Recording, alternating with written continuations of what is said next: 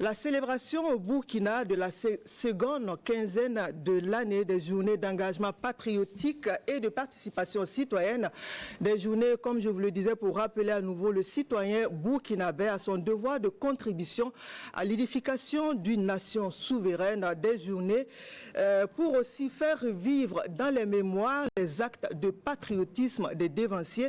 Que retenir de l'édification, par exemple, du rond-point du 2 octobre, l'un des monuments phares de la ville de Ouagadougou, rappel historique avec Wenyama Achille Kaboré.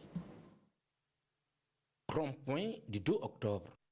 Ce monument symbolise l'ère d'une orientation politique au Burkina Faso. D'environ 4 mètres de hauteur, il trône en face du lycée Marienne Gouabé. Érigé en mémoire du discours d'orientation politique DOP, la référence théorique de la révolution d'août 83, l'œuvre supporte un livre, symbole de la vision du Conseil national de la révolution CNR.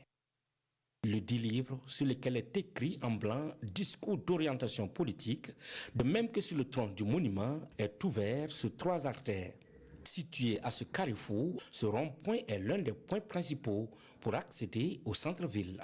Cet emplacement correspond à une interrogation capitale du discours d'orientation prononcé le 2 octobre 1983 par le capitaine Thomas Sankara.